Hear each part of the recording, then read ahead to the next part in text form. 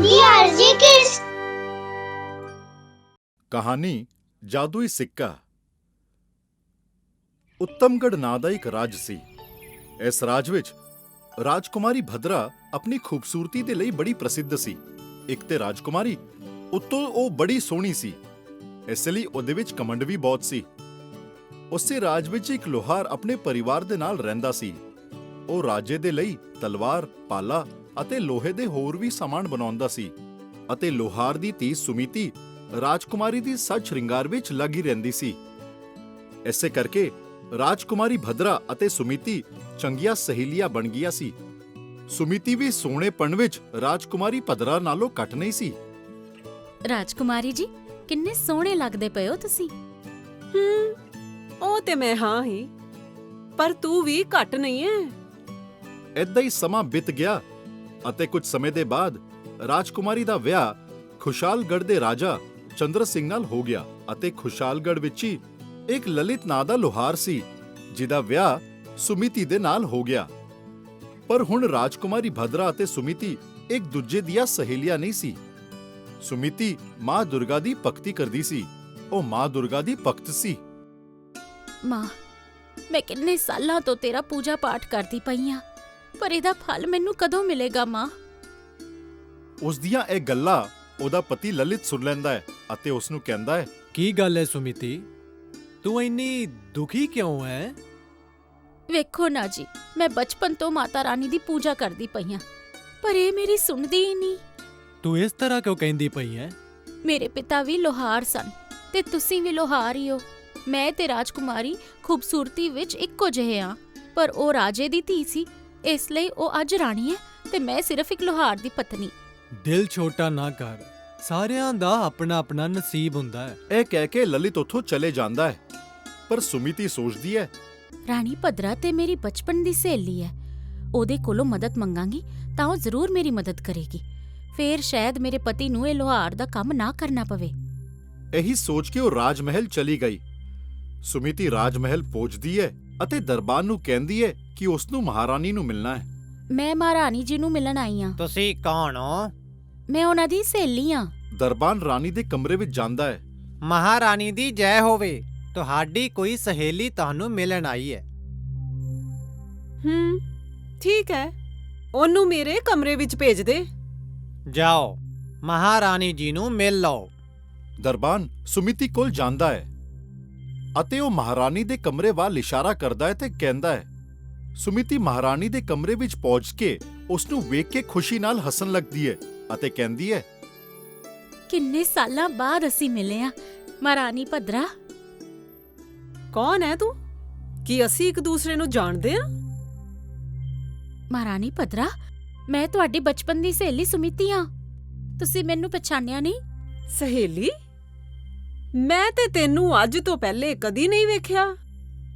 ਤੈਨੂੰ ਵੇਖ ਕੇ ਇਹ ਤੇ ਬਿਲਕੁਲ ਨਹੀਂ ਲੱਗਦਾ ਕਿ ਤੂੰ ਕਿਸੇ ਰਾਜ ਘਰਾਣੇ ਤੋਂ ਹੈ। ਫਿਰ ਤੂੰ ਮੇਰੀ ਸਹੇਲੀ ਕਿਸ ਤਰ੍ਹਾਂ ਹੋ ਸਕਦੀ ਹੈ? ਮੇਥੋਂ ਗਲਤੀ ਹੋ ਗਈ ਮਹਾਰਾਣੀ ਜੀ ਕਿ ਮੈਂ ਆਪਣੇ ਆਪ ਨੂੰ ਤੁਹਾਡੀ ਸਹੇਲੀ ਕਿਹਾ। ਇਸ ਅਪਰਾਧ ਲਈ ਮੈਨੂੰ ਮਾਫ ਕਰ ਦਿਓ। ਠੀਕ ਹੈ, ਮਾਫ ਕੀਤਾ। ਹੁਣ ਜਾ ਇੱਥੋਂ। ਯਾਦ ਰਹੇ, ਦੁਬਾਰਾ ਇਹ ਗਲਤੀ ਨਾ ਹੋਵੇ, ਨਹੀਂ ਤੇ ਆਪਣੇ ਰਾਜ ਤੋਂ ਬਾਹਰ ਸੁਟਵਾ ਦਿਆਂਗੀ। ਇਹ ਗਲਤੀ ਮੈਂ ਫੇਰ ਕਦੇ ਨਹੀਂ ਕਰਾਂਗੀ। ਮਾਫ ਕਰ ਦਿਓ ਮਹਾਰਾਣੀ ਭਦਰਾ। ਸੁਮੀਤੀ ਰੋਂਦੇ ਹੋਏ ਆਪਣੇ ਘਰ ਚਲੀ ਜਾਂਦੀ ਹੈ। ਉਧਰ ਮਹਾਰਾਣੀ ਭਦਰਾ ਦਰਬਾਰ ਨੂੰ ਗੁੱਸਾ ਕਰਦੇ ਹੋਏ, ਉਹਨੂੰ ਵੇਖ ਕੇ ਤੈਨੂੰ ਸਮਝ ਨਹੀਂ ਆਇਆ ਕਿ ਉਹ ਮੰਗਤੀ ਮੇਰੀ ਸਹੇਲੀ ਕਿਵੇਂ ਹੋ ਸਕਦੀ ਹੈ? ਉਹਨੂੰ ਵੇਖ ਤੇ ਮੈਨੂੰ ਵੇਖ, ਇੰਨੀ ਵੱਡੀ ਗਲਤੀ ਤੂੰ ਕੀਤੀ ਕਿਸ ਤਰ੍ਹਾਂ? ਸੁਮੀਤੀ ਆਪਣੇ ਘਰ ਵਿੱਚ ਚੁੱਪਚਾਪ ਬੈਠੀ ਹੋਈ ਹੈ, ਅੱਖਾਂ ਵਿੱਚ ਹੰਝੂ ਲਈ ਰੋਟੀਆਂ ਬਣਾ ਰਹੀ ਹੈ। ਉਦੋਂ ਹੀ ਸੁਮੀਤੀ ਦਾ ਪਤੀ ਲਲਿਤ ਪੂਰਾ ਦਿਨ ਮਿਹਨਤ ਮਜ਼ਦੂਰੀ ਕਰਕੇ ਥੱਕਿਆ ਹਾਰਿਆ ਘਰ ਆਉਂਦਾ ਹੈ। ਜ਼ਰਾ ਪਾਣੀ ਦੇਵੀਂ। ਸੁਮੀਤੀ ਨਹੀਂ ਸੁਣਦੀ, ਉਹ ਸੋਚ ਵਿੱਚ ਡੁੱਬੀ ਹੋਈ ਹੈ।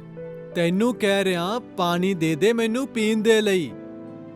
ਆ ਲਓ ਪਾਣੀ। ਕੀ ਹੋਇਆ, ਤੂੰ ਅੱਜ ਇੰਨੀ ਉਦਾਸ ਕਿਉਂ ਹੈ? ਕੀ ਕੋਈ ਗੱਲ ਹੈ?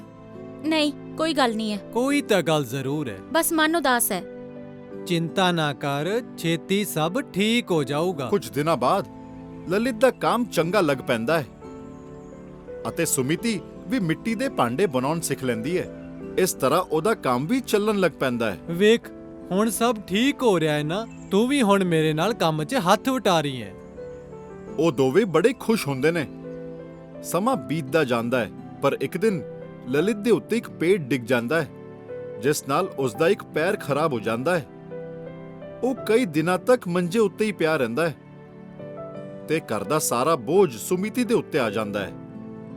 ਸਾਡੀਆਂ ਖੁਸ਼ੀਆਂ ਨੂੰ ਪਤਾ ਨਹੀਂ ਕਿਸ ਦੀ ਨਜ਼ਰ ਲੱਗ ਗਈ। ਅਜੇ ਤੇ ਚੰਗੇ ਦਿਨ ਆਉਣੇ ਸ਼ੁਰੂ ਹੀ ਹੋਏ ਸੀ ਤੇ ਹੁਣ ਤੈਨੂੰ ਹੀ ਸਭ ਕੁਝ ਸੰਭਾਲਣਾ ਪੈ ਰਿਹਾ ਏ। ਕੋਈ ਗੱਲ ਨਹੀਂ ਜੀ, ਇਹ ਦਿਨ ਵੀ ਲੰਘ ਜਾਣਗੇ, ਤੁਸੀਂ ਦੁਖੀ ਨਾ ਹੋਵੋ।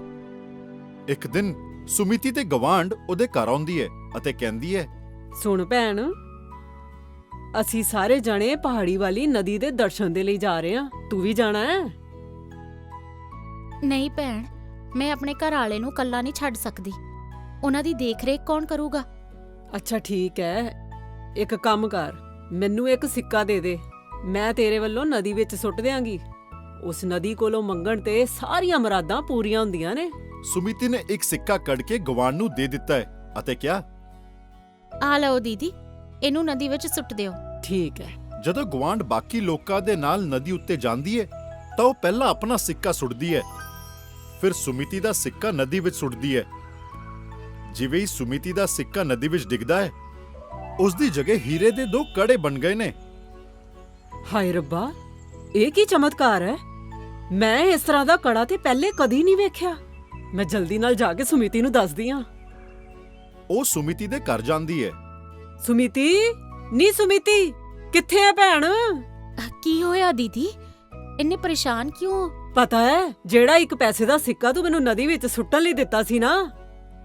ਹਾਂਜੀ, ਪਰ ਹੋਇਆ ਕੀ? ਤੁਸੀਂ ਸੁੱਟਣਾ ਭੁੱਲ ਗਏ? ਉਹ ਭੈਣੇ, ਮੈਂ ਸੁੱਟ ਦਿੱਤਾ ਤੇ ਸਿੱਕਾ ਸੁੱਟ ਦੇਈ, ਹੀਰੇ ਦੇ 2 ਕੜੇ ਬਣ ਗਏ।